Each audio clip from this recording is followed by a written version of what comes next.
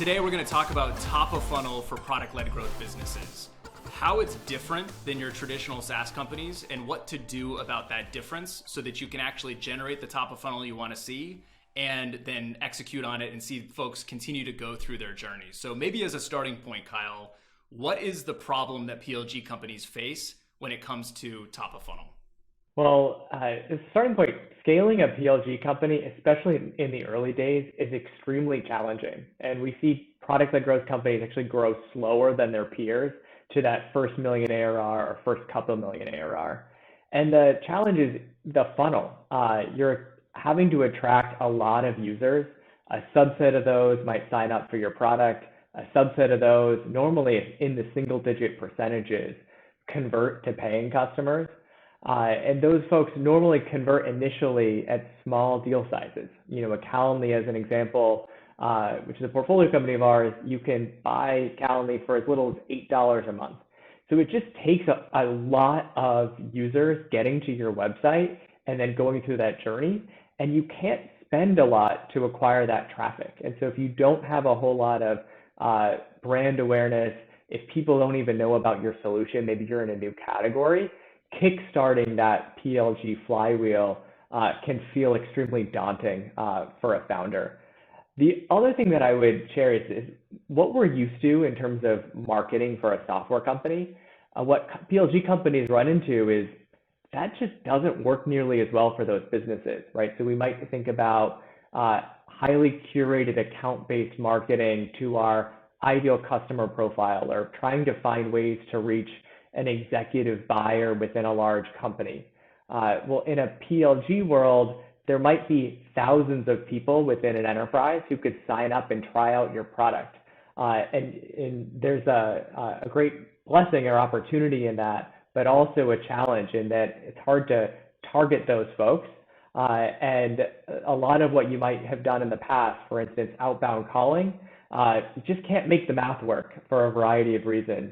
And so that's something that I think we're going to start seeing the rise of product-led marketing, or people really rethinking how they market to generate growth. Yeah, it's kind of a chicken and egg issue. And I know talking to early stage PLG founders, I hear this a lot as well, which is all the advice that I'm hearing and reading online about PLG presumes that the flywheel is already spinning to a degree. Currently, I have a great product and the flywheel is not spinning. So how do I get it started? And a lot of times it's sort of get lucky, have a great product hunt launch, hit the right vein at the right time, and boom, you go viral, and then then the flywheel starts spinning from there. But trying to get lucky is not a strategy. And so, yeah, this cracking this chicken and egg issue seems, foundational, and giving people a place to start and then also a place to scale. So I guess with that, what do you see as being kind of the core pillars for how folks should think about sort of breaking down this problem and, kind of approaching it from the right way? If the traditional means don't really work, what's the mindset to have here? The two steps that we see most effective is to really think about building for the end user, and I'll unpack that, and then building to be discovered. So on the building for the end user piece, this is actually solving for end user specific pain points. So things that your end users experience that pain so viscerally that they're going out and seeking solutions to their problems. And that allows you to be found by a lot more people, and for those folks to really drive adoption from the bottom up, because they've raised their hand to try out the product and then they become that evangelist internally. But it turns out end user pain looks really different from executive or buyer pain.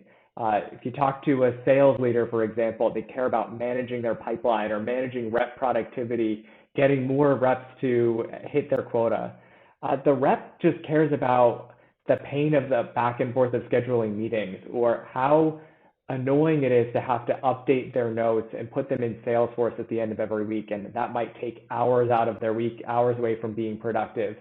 And so the dynamic is that end users go out seeking solutions to these everyday problems, and the problems might not feel like they relate to ROI, or they might not be the biggest things that you can build, but there's a lot of people out there that have that problem, and that are actually able to bring your product into their organization. So if you start with that end user mindset, that actually opens up a lot of opportunities to go to market and to get users to find your product. And so that gets to this point around building to be discovered. And when we think about building to be discovered, people discover products through Google, going out searching for solutions, or from word of mouth, like hearing it from colleagues or people that they trust. And when we're thinking about Google, you really need to put yourself in that user's shoes. What are they searching for when they experience a problem? They probably don't search for the solution or your software category. They might not even know that software exists to solve for it. So a great example that I really like is Zapier, which is an app-to-app integration platform. You can use Zapier to connect all kinds of workflows, and there's great enterprise stories for Zapier. But their user probably isn't searching, I'm looking for an app-to-app integration platform software company. They're probably thinking more tactically of, hey, I've got a contact in Typeform and I want to send this to HubSpot so I can market to these people. Like, how do I do that?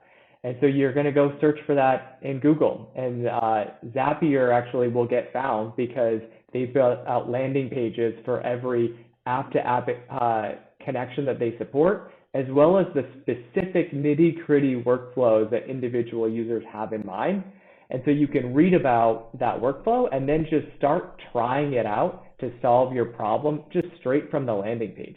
It's super simple, super easy, and it allows Zapier to get discovered and then earns the permission from the user to go deeper to solve more problems.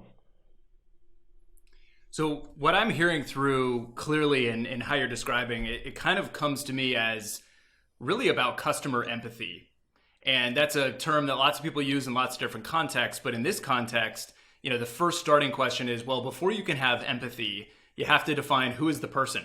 And that kind of goes to the persona that you're building for. And it brings in this idea of the sort of difference between building for a buyer and building for a user. And so once you've defined that person, who is the primary product persona? Who am I building for? What are the jobs to be done based off of that persona? That's a form of empathy. But then the next step is, okay, great, I understand their problem. I'm empathetic to their problem. I'm empathetic to the jobs to be done that might be able to solve that problem. But next step is, well, how do they find solutions to this problem? How do they express this problem? And I think your sort of example with Zapier is perfect because people aren't looking for an app-to-app integration platform. They're looking for a specific solution to a very specific problem. And so it's going to look a lot more like long-tail search, expressing things that sound very, very tactical and very, very in the weeds. But if you can meet them in that moment, and if you can be the answer to that very specific question, which then starts to become an on-ramp to your broader offering, then that sort of starts to unlock, and it's really kind of the full empathy. It's not just appreciating who the person is and who their problem is, or what their problem is, but it's also how do they find solutions to their problem and continue a journey from there. And so that's kind of what I'm hearing coming through. But if you don't start in that right point, if you're solving for the wrong person, or if you sort of understand their pain or their sort of discovery process wrong, you're not going to show up, and you're not going to be discovered, and you're not going to be found. And so this is all super important foundational stuff out of the gates. Exactly. And I think what's great is that it starts to connect marketing with the product itself, because you're thinking from the customer's perspective of what are they trying to do, and your product are really tools or superpowers. But the customers aren't coming to you for the tools, they're coming to you to solve the solution or what they're trying to do. And I think, I used an example of Zapier. It's a, product that a lot of folks in the tech world use and love. But what's fascinating for me is seeing these kinds of product-led marketing examples pop up outside of traditional industries, because it doesn't just work when you're selling to, a highly sophisticated tech audience. And one example is Safety Culture, which is an Australian company that sells primarily to blue-collar industries, so construction, transportation, manufacturing, you name it. And the solution is, as you might expect with the name Safety Culture, a set of safety inspection checklists and other tools to make sure people are compliant and doing the right things on the job. And they've realized their buyer isn't necessarily just out searching for safety checklist software.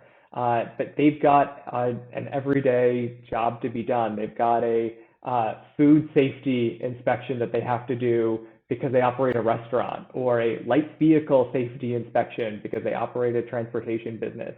And safety culture actually has a library of almost 100,000 different checklists, from really commonplace ones like a first response incident to really highly specific ones.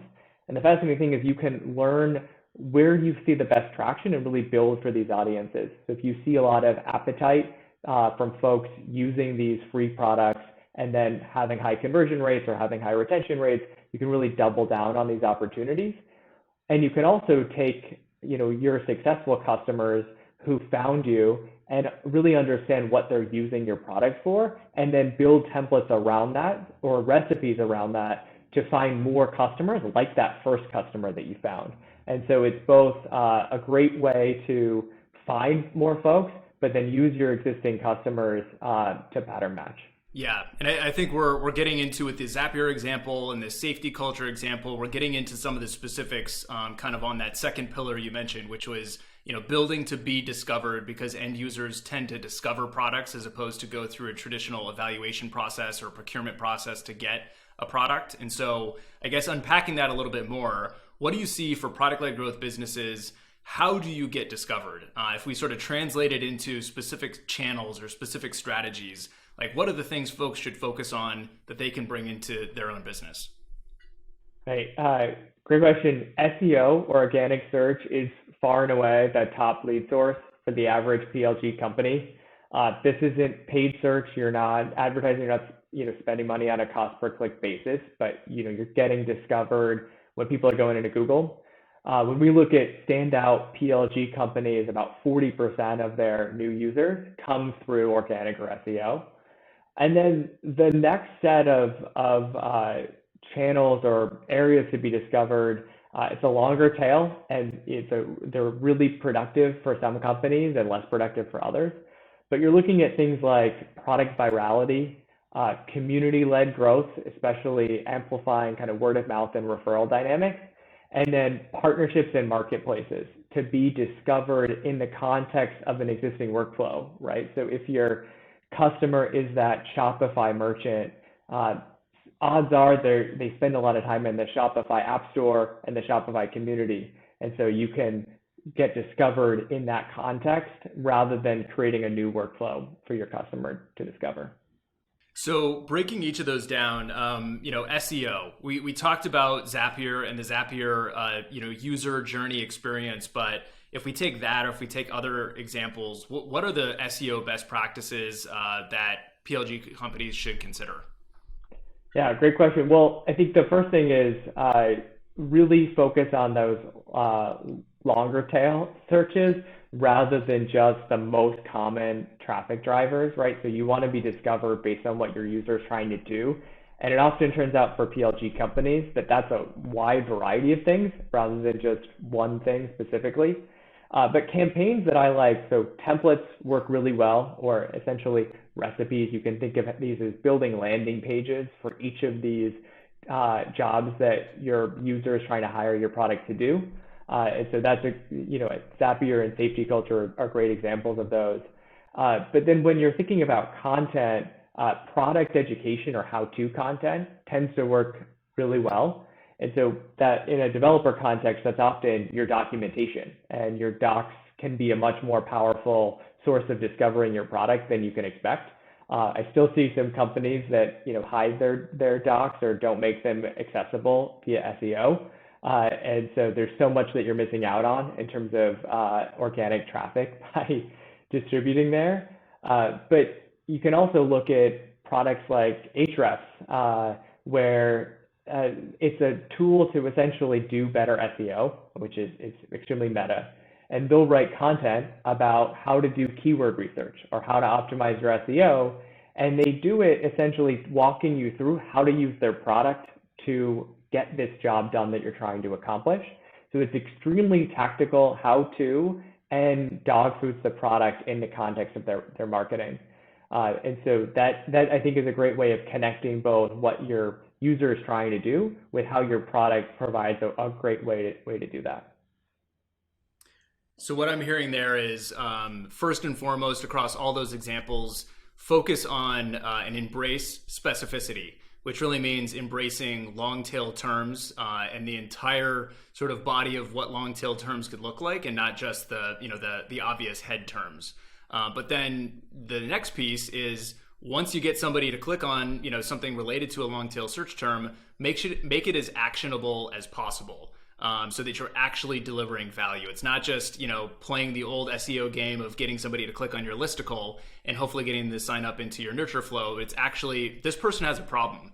And I'm going to give them the solution to that problem. And I like the Zapier example here a ton, because you find that sort of answer to the long tail search term, you click on it, it's a landing page directly dedicated to it, and then there's a button that says, do this now. Click here and you will solve your problem. As opposed to, here's an educational piece that you're going to have to go figure out how to actually do in real life. And so this idea of specificity plus actionability really seems to be the key to this product-led growth SEO strategy. Yeah, I would absolutely agree. And I'd encourage folks who might not even be thinking of themselves as PLG. There's actually opportunities here for you too. So one just really tactical example is, have you built the RFP template for your product category? Because a lot of times people are going out and searching for an RFP template for category X. And so you can actually teach them what they should be looking for when they're evaluating different products. Of course, you would highlight things that you're strong at and maybe competitors are weak at. And you might find that folks are actually, especially individual users, are going out and using these and sending them back to you. And then you're best positioned because they're already aware of your brand and they're looking for the kind of products that you've trained them to look for. It's a whole different way to write the RFP. It's like, literally, here's the RFP you should use. And that is a good way to sort of front run writing it. So no, that's great. So going into some of the other top of funnel tactics here, you mentioned virality, which gets a lot of attention in product-led growth, but I think it's sometimes, it's certainly easier said than done. And there's sort of a lot of, what does virality actually mean? How do you do it? What does a viral loop in my product look like? What are some best practices or thoughts there on virality? Yeah, it's a great question. And a lot of folks, immediately when they hear virality, think about products that can only be used collaboratively. So like Calendly would be a pretty boring product if you were just scheduling a meeting with yourself. I've probably done it before, but those kinds of products are just inherently viral, and they're inherently meant to be used in multiplayer mode externally. But a lot of products have opportunities for virality they might be missing out on, even if they don't see themselves as an inherently viral product. And so Figma, for example, has realized that design is a process that, there is a designer and they're a power user for a product, but design is inherently collaborative. You want to get feedback from product managers, from marketers, from potentially customers, from sales.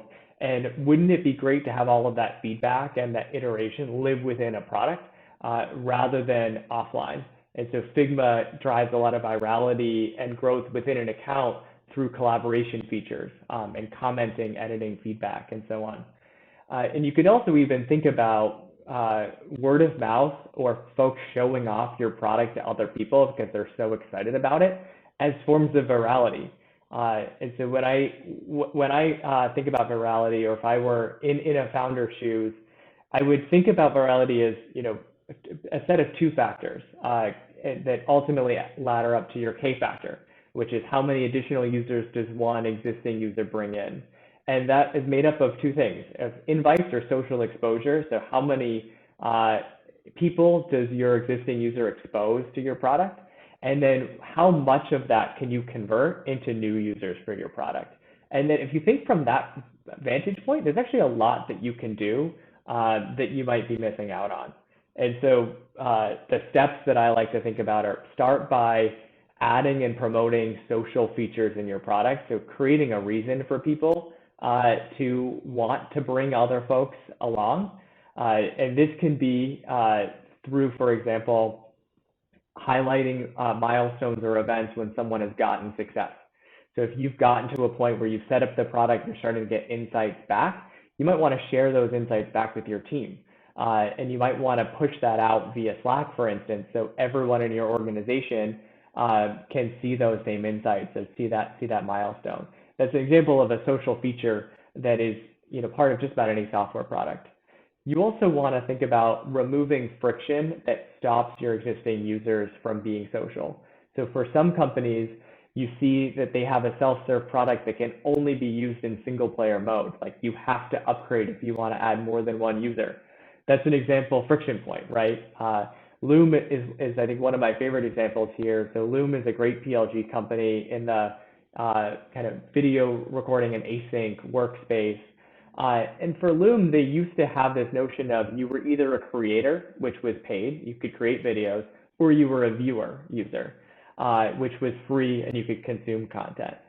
But that kind of blocked that viral loop from happening, because in order to actually start using the product as that new exposed viewer, you had to immediately pay for it. So they've introduced a new pricing tier called the Creator Lite tier. And so their creators have access to actually invite people in their team to not only view content, but then start creating a little bit for free before they have to upgrade and pay for it. And so I think that you can unlock more virality than you expect just by removing some of those everyday friction points that stop your user from doing it. And the final thing I'd encourage folks to think about is adding social elements outside of your product. So with TikTok, for example, like it's a viral product through word of mouth and growth, but one of the ways TikTok goes viral is that people share TikTok videos outside of the TikTok app. And those all have that nice TikTok watermark, that ending video, so that you know it was originated on TikTok and you kind of go, what's this? Maybe I'll download this app. And so I watch TikToks on Instagram. I am that kind of millennial, not quite Gen Z, but I'm very aware of TikTok and constantly tempted to download it. And I think for a lot of software products, you have ways to add that kind of social exposure. You can have a watermark on your product so that your brand gets in front of other people. Bonus points if that watermark is URL enabled, so people can click on it and find you. But some of these things are small kind of changes that you're going to make that ladder up to really big results over time. Yeah, well, I think that all of that certainly helps, because I know a lot of questions that I hear will be around, well, my product isn't Calendly, my product isn't Zoom, and my product isn't Slack, so virality must not apply to me. But I think what you're showing is that there are certainly the obvious inherent viral loops like those types of companies and products, but even outside of that, there are many, many sort of viral loops that different folks can leverage within their product and within existing teams as well as externally. So really great to sort of add a few more arrows to folks' quiver when it comes to virality. I guess kind of moving to the next one, and you started to touch on it a little bit there with some of this external virality and sort of social word of mouth, which starts to really edge into community. And so how do you see community playing a role in top of funnel for PLG businesses? Well, community is almost like a buzzword at this point. Everyone's thinking about it, talking about it, but you don't actually see a whole lot of companies successful with it just yet. The way I think about community is it's really virality that lives outside of your product. By leveraging your product users to really hang out with other users, meet them either in person or online, provide support for those users, show off their work, teach people how to be successful. And if you're able to tap into that community, you can actually have your existing users as the face of your brand. So it's kind of fascinating to think about. We used to think about B2B brands as tightly controlled. These were things that were, we wanted to have a really consistent message and story, and all be, speaking from the same language. But in a PLG company, your users actually become the brand, and they can become your best marketing asset. And so the goal is to find pockets of where that's happening and be able to amplify it. And so I think the best community strategies happen from the bottom up, and the brand isn't necessarily trying to force fit community onto their product, but they're trying to partner with these users to give them a platform and give them a bigger voice. Definitely agree with the concept that community is a buzzword that everybody's talking about, but nobody actually knows what it is. And few people are seeing results with it, but there still is tremendous potential. And so I think your idea that your users become your brand, or they become the face of the brand, and you need to embrace it being decentralized and embrace it being sort of both your team and your team's efforts, as well as everything the users are going to do. And that kind of creates this distributed idea of brand. Sort of through the community. And for more on community, there's a recent episode where we had Martin Gontovnikas, aka Gonto, going really, really deep on community and how to do it in practice. And so for folks that want to double click into that into even more detail, highly recommend you go check out Gonto's episode. And then Kyle, last thing here on these pillars and these strategies that you mentioned around the idea of building to be discovered. One of the most obvious opportunities to me seems to be the idea of app stores and marketplaces, which you talk about as being partnerships and channels that you can sort of leverage. So what does this look like in practice for folks? And well, a great part of building for that end user is meeting that user where they work and being essentially accessible within their context rather than forcing them to have another tool to go to or proactively seek out. And so it used to be like if you were a sales rep, you had to go seek out Salesforce, or if you were in HR, you went to Workday. But now with PLG products, you see products like Grammarly, which is a writing assistant that just goes with you anywhere you write. If you write in an email, if you write in Google Docs or Microsoft Word, PowerPoint, it really follows you. And the great thing about treating your product as something that actually is super embedded in a customer's workflow and embedded in other tools is that you're able to distribute through those broader platforms where you live. So if you distribute, for example, as a Chrome extension because your user wants to use your product on their browser, you can actually partner with Google and the Chrome extension marketplace as a great way to get your product found by other folks.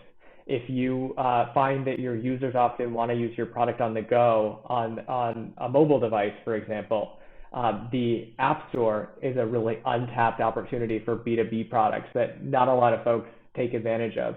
And we see these kinds of platform opportunities popping up not just with Google or the Apple App Store, but you could also think of it as the Salesforce App Store, Slack, Atlassian, whatever kind of broader platform your customer or your target user is adopting that really fits with the workflow of your product. I think that you can find some really effective distribution plays by partnering with that broader platform. Yeah, and it definitely seems to be a very low-hanging fruit idea. If you are building to be discovered and you want to embrace the fact that your users are living in lots of different places, whether it's in the Chrome browser, whether it's in in Slack, and so then therefore looking at the Slack App Store, all of these things are, if you're not doing it and that's where your user lives, it's a missed opportunity to be discovered. There's a lot of benefit to creating a magnet for your own company that will pull people to your website and help them discover you sort of from scratch. But in addition to trying to build that magnet, if you distribute yourself out there to all the places where they're naturally hanging out and all the watering holes where they already are spending time, it also increases dramatically the chance of being discovered, and you're sort of covering all of your bases. Yeah, so that makes a lot of sense to me. My favorite personal example is just about everyone these days. I read a newsletter. It's called Growth Unhinged, and it's on Substack. And Substack actually has a recommendation feature where other writers can highlight folks that have similar content or people that they follow. And so when you think about that recommendation feature, if a user is already reading, for example, Lenny's newsletter, and that reader really cares about growth in PLG, if my newsletter could be featured on Lenny's newsletter, that's a really great kind of win-win because it attracts that right audience, and it's in the context of a product that they're already using. They're already using Substack, they're already kind of familiar with how it works. And so Substack has built a really powerful recommendation feature where writers can swap recommendations with one another. That actually now represents 70% of the new subscribers that I get every week and every month come from recommendations, and that Substack platform and Substack network. It's extremely powerful, and that's just, I think one example. In a B2B context, we're seeing that happen more and more.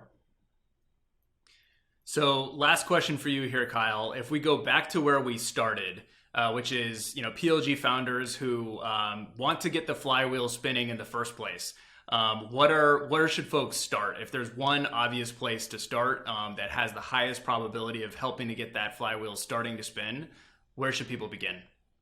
Well, all of these great ideas kind of fall apart if you haven't really built for that end user and you haven't been empathetic around who is that right end user, what is their specific pain point, what job are they hiring your product to do, and what does their life look like? Like, what is their workflow? Where do they discover products? And so I would encourage folks to spend additional time on that user discovery. And if you've really nailed it, you'll see the results come through in all of these other steps. And if you haven't nailed it, then, as great as you want to be around SEO for discoverability, it'll just fall flat because you're going after things that aren't really that important to the person you're trying to reach. Well, Kyle, this has been great. This common problem that PLG companies face, which is how to generate the top of funnel that you need in order to build a business that, really at the end of the day is going to create a ton of value, which is not easy to do when you have folks that are oftentimes just paying a little bit and only a small conversion rate. And so how do you generate that top of funnel? And then how do you ultimately sort of make sure that it continues to scale over time and wrangle it once you do generate the top of funnel and route people into your product, get them set up for success and continuing on in their customer journey. So a lot of really great pro tips and strategic ideas for folks to consider here. So thank you so much for coming back onto the Build podcast and sharing a lot of your great PLG wisdom. Yeah, thanks for having me on. One final thing that I'll leave folks with is that if you're thinking about how to measure the effectiveness of these things that you're doing, or, hey, is this organic search campaign that I'm trying to build out, is this working? Don't measure how many people sign up for your product. Measure activated signups. So how many people sign up and actually do something of value. That's going to be much, much better for finding that right target user that is motivated enough to try out your product and see success with it. And it'll just get that flywheel spinning so much faster.